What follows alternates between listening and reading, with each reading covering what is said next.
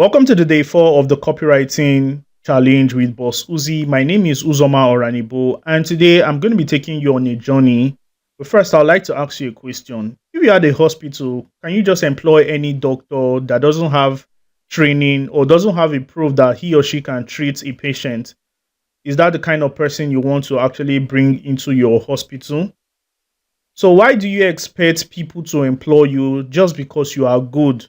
You feel you're good in copywriting, you feel you're good in anything or any skill you have.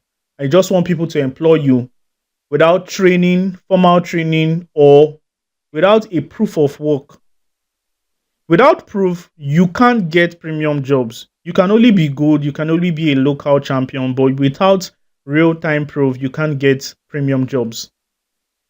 Here is how you can build your portfolio very, very fast. And if you want to get proof is another way for like it's just portfolio. What is your portfolio? What is your track record? And today I've outlined 6 ways you can have a quality track record so that you can stand the chance to land high quality jobs. The first one is you need to okay, let's go through this ones. The first one you need to do free jobs. When I started copywriting, I realized that I was good, but you know, I decided that I can't just think I am good without getting real time experience.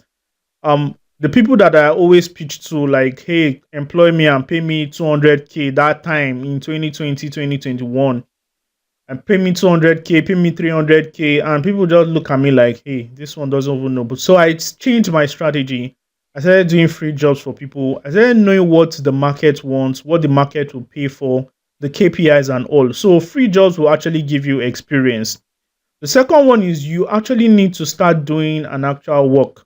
You know, many people at the beginning of their copywriting journey focus on money. Sometimes they may not pay you your worth, but as a beginner, you can, suffer it to be so to accept some kind of job. It may not be your real worth, but you just kind accept. If you find a job that's supposed to pay you 300K and they're paying you 100K, you do your feasibility study, do the checks and balance. If it's okay, then take it and do the job so that you can get real time experience. Doing all these jobs, you're going to store these things in your portfolio. It's called the portfolio. You're going to store it as a track record so that any other person that wants to even pay you higher is going to look at this and say, oh, this person is qualified for the job. And nobody will ask you question why you're charging what you're charging. The third one is group work. You see, what I mean by group work is, when you need to be in a, like, when you find people doing a project, one of the ways to get like, if you check your professors in the university, maybe somebody is writing a paper, and your professor in the university can just say, okay, let me contribute to this one so that my name will be there. You don't need to do all the whole work. Maybe you just have a friend, you have a team member that is writing a copy for a particular company or so, and he or she is looking for your input. You can look at the person's copy. Okay, Chimeze or Yinka or Ibrahim, yeah, change the headline, put this hook here, made the call to action like this. And when you read it, when you scrutinize the work, you criticize it, you can also claim that work as a contributor. You understand? And it will be part of your portfolio. So that is what I mean by group work.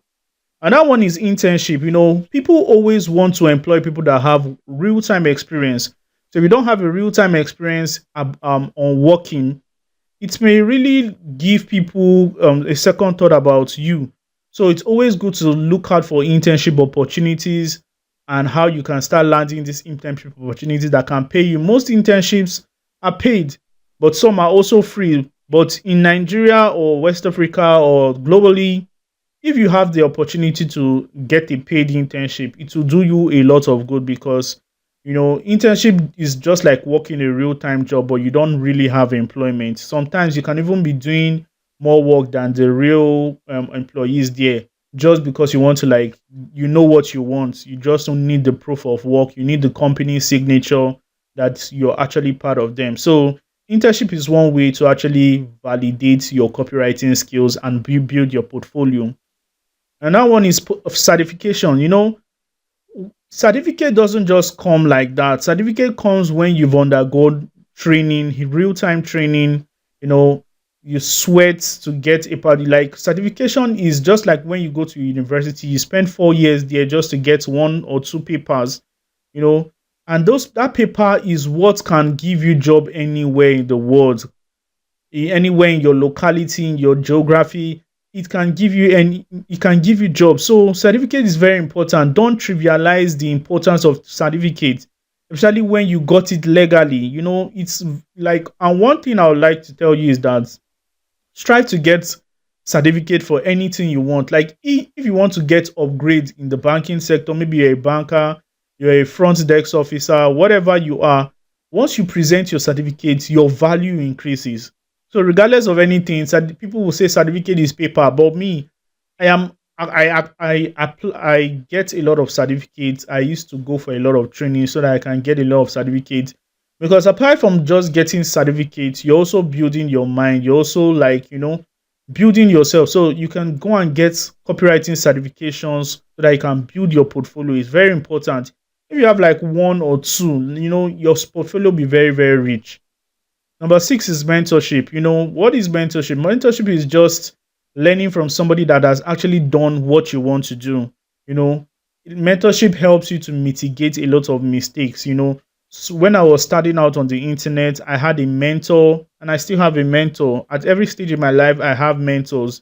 You know, there are certain times I would want to do something. My mentor will say, this thing you're doing, are you doing it just for fun? When I wanted to start on the internet, I wanted to start because I always love public speaking, the concept of public speaking, teaching people about goal setting and all. My mentor now told me that, see, this is very good, but you can do that later. Are you optimizing for profit, or are you optimizing just because you want to, like, for passion? I told him I want to make money. He said, if you want to make money, then many things will not give you money, especially when you want to start teaching about goal setting, mindset, all those things. They will not give you money at a beginner level because you're still part of you're a beginner. Nobody wants to listen to a beginner about mindset, productivity. You need to go and do the work, get the results, then come. People will listen. So this is what mentorship does for you. And mentorship, when you have maybe probably a work you want to do the job in copywriting, you have somebody that will hold you by the hand, look at your work. Hey, don't do this like this, do this like this. Someone that you can always go to with your work, someone that can coach you. Now, mentorship is different from coaching, but some mentors, they are coaches and mentor at the same time. So a coach is just somebody that will tell you what to do. You need to build that ability by yourself. Just like Mourinho and C Ronaldo. Mourinho is just a coach that like is a manager. Mourinho is a manager. Hey, C Ronaldo, run to the left, pass to the ball and score. You know, he's just giving instructions, but a mentor is going to like work with you. Hey, if you do it like this will not work. So let's do it like this. What do you have? You need to like. So this is the difference between mentor and coach. A coach is just going to be like telling you what to do. A mentor will hold you by the hands and lead you. So finally, all you need to do right now, I want to ask you a question. What are your top three ways to build your portfolio? Are you doing free jobs? Are you going for doing the actual work, or are you getting mentorship? So anyone that is your top three ways, just put it in the comment section, and also probably put it in our discussion group. We are going to be discussing at the designated time that we are going to be talking. If you're interested in, if you're interested in actually getting being mentored by me, I have a mentorship program that is going to be open very soon. And if you're interested in actually taking advantage of it, remember what I told you about mentorship, very, very important.